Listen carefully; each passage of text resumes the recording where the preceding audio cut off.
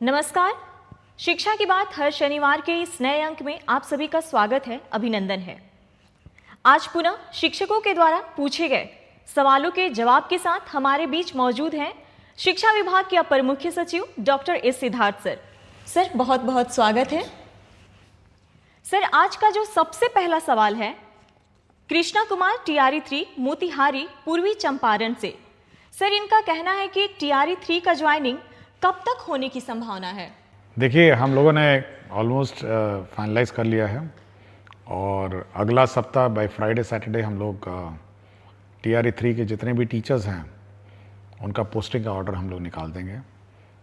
मुख्य रूप से हम लोगों ने पोस्टिंग में यह ध्यान रखा है कि जिस विद्यालय में टीचरों की कमी है, जहाँ पे बच्चे ज़्यादा हैं और टीचर्स कम हैं, वहाँ पर उनका ज्वाइनिंग होगा ताकि पूरे राज्य में जितने भी स्टूडेंट टीचर रेशियो है विद्यालयों का वो बराबर हो सके। तो अगला सप्ताह बाय फ्राइडे सैटरडे हम लोग टीआरई 3 का पोस्टिंग ऑर्डर्स निकाल देंगे और सभी टीआरई 3 के जो टीचर्स हैं वो मंडे से अपने स्कूलों में ज्वाइन करेंगे।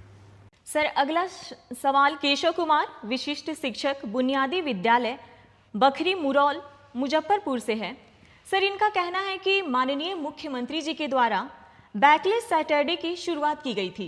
बैकलेस सैटरडे के अंतर्गत प्रत्येक महीने के लिए कुछ खास विषय वस्तु निर्धारित किए गए थे।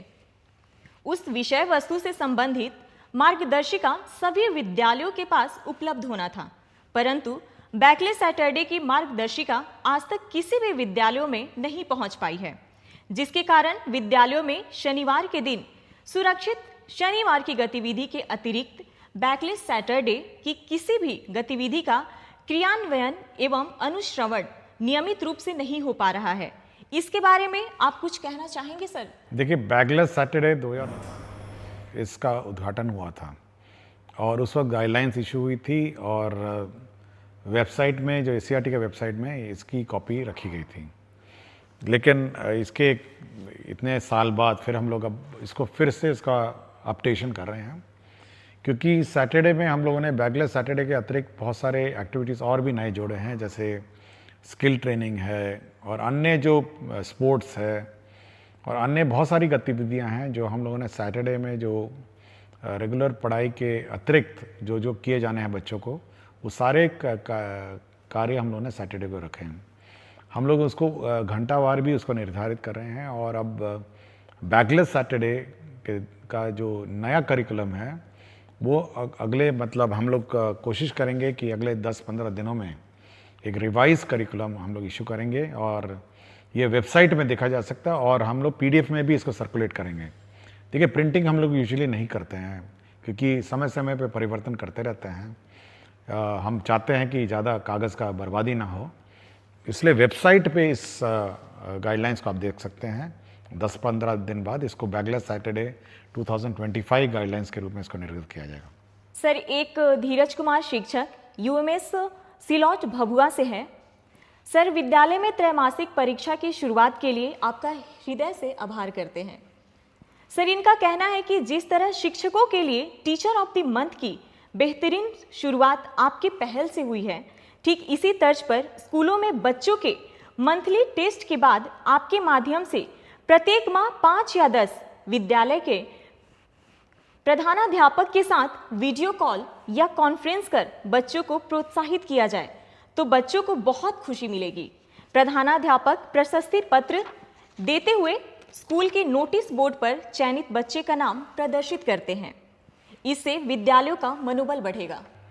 देखिए, हम लोग जो टीचर्स ऑफ द मंथ है वो हर महीने हम लोग इवैल्यूएशन करते हैं और हर महीने हम टीचर्स ऑफ द मंथ का हम लोग सर्टिफिकेट इशू करते हैं और हम लोग यह भी कोशिश कर रहे हैं कि टीचर ऑफ द मंथ के जो टीचर्स हैं उनके साथ वीडियो कॉलिंग करके, वीडियो कॉन्फ्रेंसिंग करके हम उनसे फीडबैक लेंगे।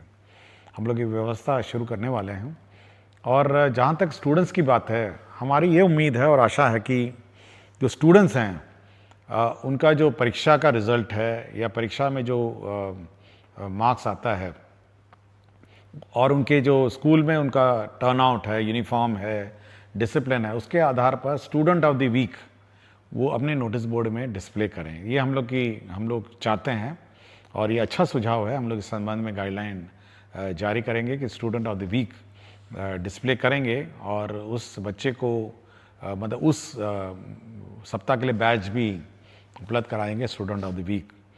और ये सुझाव के आधार पर हम लोग अब आगे की कार्रवाई करेंगे और मैं इनको धन्यवाद देता हूं कि स्टूडेंट के संबंध में इन्होंने जो सुझाव दिया।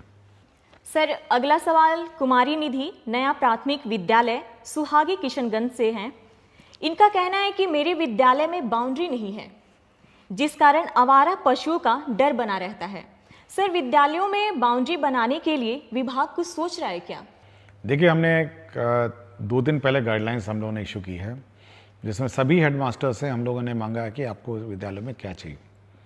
उसमें हम लोगों ने बाउंड्री की लंबाई कितनी टूटी हुई है, कितना ऊंचा करना है और कितना बाउंड्री बनाना है, यह भी मांगा है।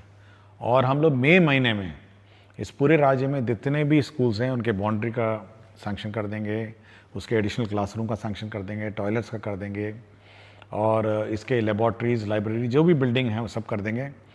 और साथ ही साथ हम लोग ने फर्नीचर का शॉर्टेज है उसको भी हम लोग पूरा कर देंगे। तो ये सारा सैंक्शनिंग जो है, जो स्वीकृति है, वो हम लोगों ने टारगेट किया मई फर्स्ट वीक में।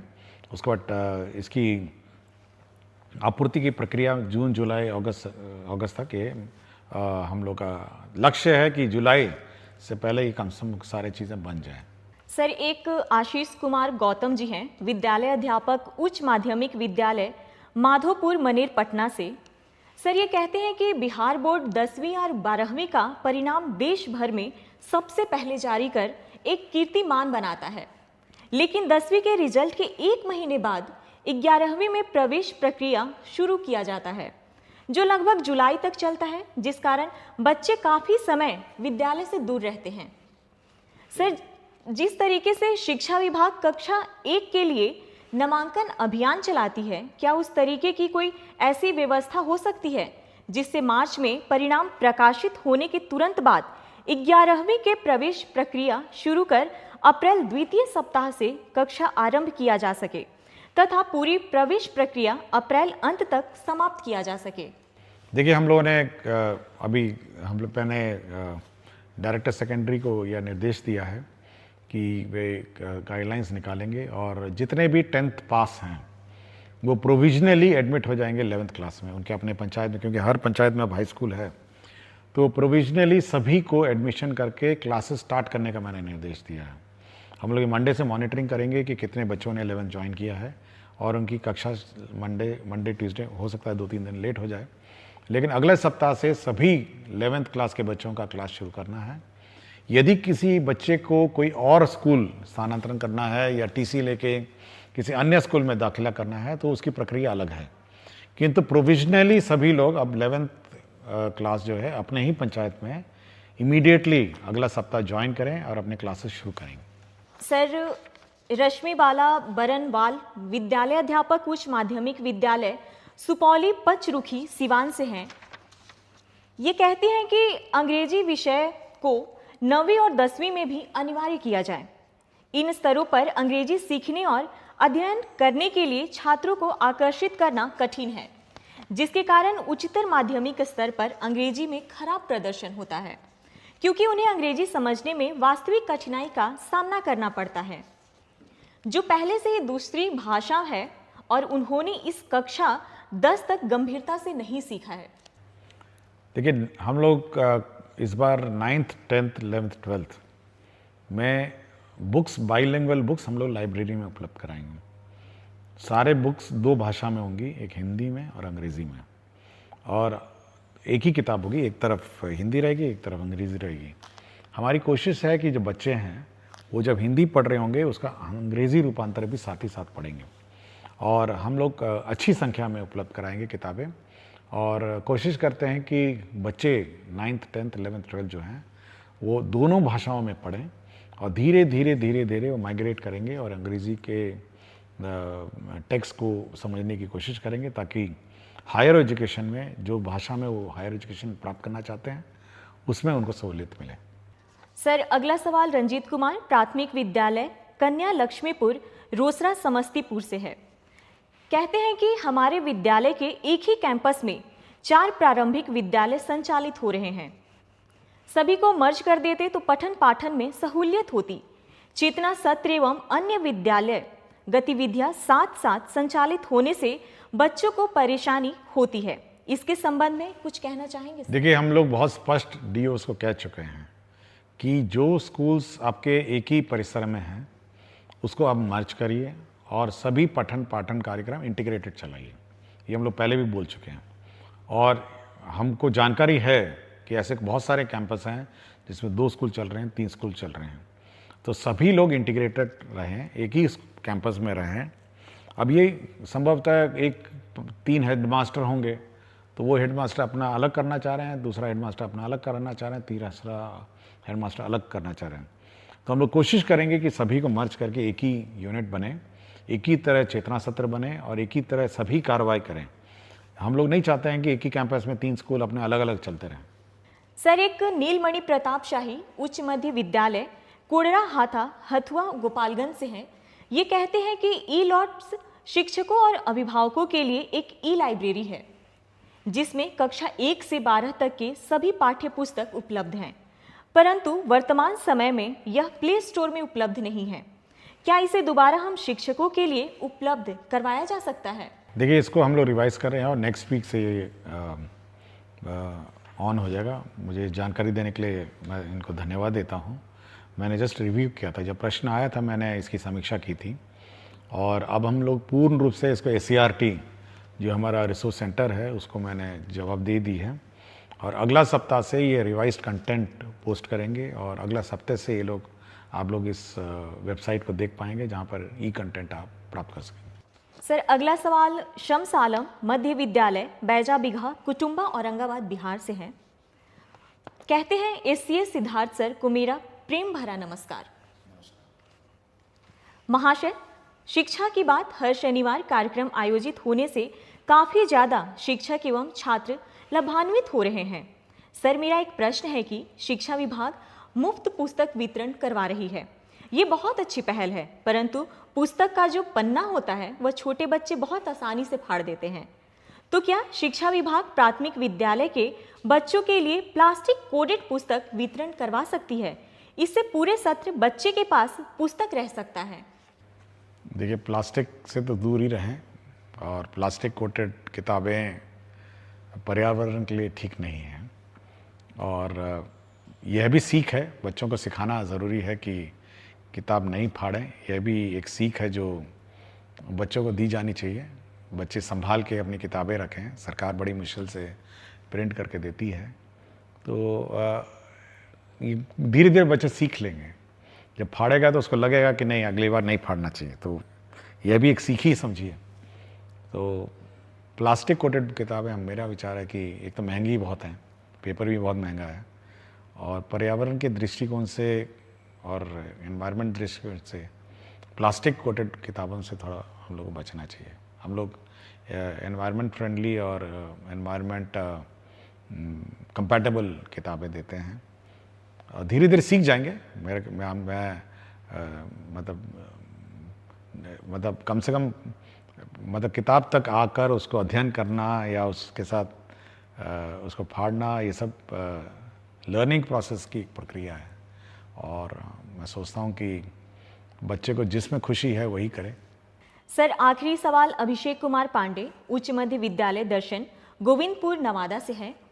ये कहते हैं कि महोदय, मुझे आपका कार्यक्रम बहुत अच्छा लगता है कि आप हर शनिवार को आप शिक्षकों से जुड़ी समस्याओं का समाधान करते हैं, जो काफ़ी सराहनीय है। मेरा आज का प्रश्न है कि जो शिक्षक शिक्षिका BPSC से ज्वाइन किए हैं, क्या उनको भी मेडिकल व मातृत्व राशि दे होगा? अगर नहीं होगा तो उनके लिए अपने बच्चों का पालन पोषण करना मुश्किल होगा। विभाग इसके बारे में क्या सोचती है?